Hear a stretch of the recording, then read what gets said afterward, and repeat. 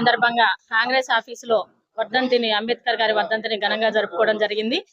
భారత రాజ్యాంగ నిర్మాత, అలాగే బడుగు బలహీన వర్గాల ఆశాజ్యోతి అయినటువంటి అంబేద్కర్ గారు ఆయన రచించిన రచనని మనం స్ఫూర్తిగా తీసుకోవాలి. ఆ భారత రాజ్యాంగంలో ఉన్నటువంటి విలువల్ని కాపాడుకుంటూ పోవాలి. బలుగు బలహీన వర్గాలని అండగా నిలబడాలి అని, ఆ అండగా నిలబడే దాంట్లో ముఖ్యంగా కాంగ్రెస్ ప్రముఖ పాత్ర వహిస్తుంది. ఎందుకంటే మహిళలకైతే ఏంటి, బడుగు బలహీన వర్గాలకైతే ఏంటి, వాళ్ళ కోసమే కాబట్టి కాంగ్రెస్ ప్రభుత్వం పనిచేసేది. ఈ రాజ్యాంగాన్ని మార్చాలి అనుకున్న వాళ్ళు ఏమయ్యారో మనకి తెలుసు. రాజ్యాంగంలో ఉన్న ఆర్టికల్స్ అన్నీ కూడా అందరికీ ఉపయోగపడే విధంగా ఉన్నాయి. అలాగే అంబేద్కర్ గారిని ప్రతి క్షణం మనం గుర్తు చేసుకునే విధంగా ఉంటాయి. కాబట్టి అలాంటి అంబేద్కర్ గారికి ఈ రోజు మనం కాంగ్రెస్ ఆఫీసులో ఘనంగా నివాళులు అర్పించుకోవడం జరిగింది. ఈరోజు డాక్టర్ భీమ్రావ్ అంబేద్కర్ గారి వర్ధంతి కాంగ్రెస్ డిసిసి ఆఫీసులో నూత్ సత్యనారాయణ గారి ఆధ్వర్యంలో గొప్పగా జరుపుకున్నాము. ఈ రోజు ఈ కార్యక్రమం డాక్టర్ భీమ్రావ్ అంబేద్కర్ గారు 1891 ఏప్రిల్ 14న మోన్ మధ్యప్రదేశ్ దేశంలో జన్మించారు.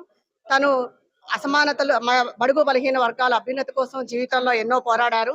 తన జీవన విధానం అంతా కూడా అసహనంగా అన్ని వాటిల్లో వ్యక్తం చేసి దేశంలో అభ్యున్నతిగా సాధించాలని ప్రతి దాని జీవితంలో ఎన్నో పోరాడారు.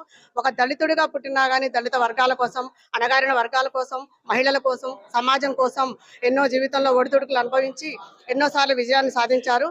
అదేవిధంగా తన ఆర్థికవేత్త, న్యాయవేత్త, సామాజికవేత్త, సంఘ సంస్కర్త, మరియు అణగారిన వర్గాల కోసం న్యాయం జరగడం కోసం జీవితంలో ఎన్నో సందర్భాల్లో పోరాడి ఘనత సాధించుకున్నారు. తను 1896లో కూడా తన జీవిత విధానం అంతా కూడా మన కోసం ప్రాణాలు అర్పించారు. జీవితాల్లో ఎన్నో ఒడిదుడుకులు అనుభవించి తనకి ఘనంగా వర్ధంతి తెలియజేస్తున్నాను. Thank you. ముందుగా పాత్రికేయ మిత్రులకు ధన్యవాదాలు. ఈరోజు డాక్టర్ బాబాసాహెబ్ అంబేద్కర్ గారి వర్ధంతి జిల్లా కాంగ్రెస్ పార్టీ ఆఫీస్ సంజీవ్ రెడ్డి భవన్ లో భారీ ఎత్తున జరిగినాయి. ఈ రోజు మనకు ఇంకొక శుభ పరిణామం ఏంటంటే, మన జిల్లా కాంగ్రెస్ పార్టీ అధ్యక్షులు నూత్ సత్యనారాయణ గారి ఆధ్వర్యంలో దుర్గాప్రసాద్ గారు మొన్నటిదాకా చేసిన ప్రోగ్రాం అయిపోయిన తర్వాత ఈరోజు ఫస్ట్ ప్రోగ్రాం తీసుకోవటం, ఇంత ఘనంగా ఇంత భారీ ఎత్తున ప్రజలందరూ ఇక్కడ నాయకులు భారీ ఎత్తున తల్లి రావటం చాలా సంతోషకరం. భారతరత్న డాక్టర్ బాబాసాహెబ్ అంబేద్కర్ అంటే ఒక మనిషి కాదైనా, ఒక వ్యక్తి అయినా, ఒక వ్యక్తిగా పనిచేసి ఈ భారతదేశంలో ఒక ఓటు అనేది చాలా విలువైంది.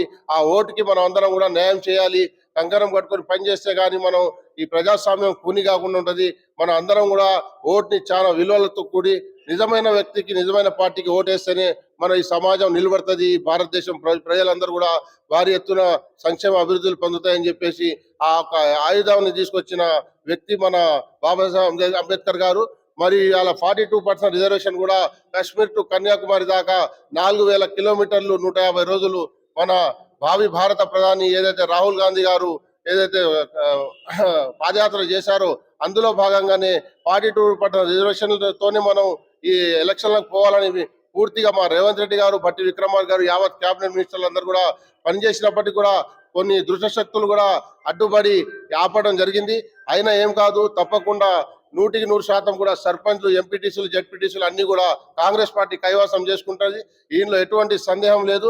తప్పకుండా రానున్న రోజుల్లో కూడా మనం బాబాసాహెబ్ అంబేద్కర్ గారి బాటలో నడుచుకుంటూ కూడా ఈ యొక్క భారతదేశంలో ప్రతి పౌరులు కూడా పనిచేయాలని తెలియజేసుకుంటూ ఈ అవకాశం ఇచ్చిన ప్రతి ఒక్కరికి ధన్యవాదాలు. జై కాంగ్రెస్, జై భీమ్.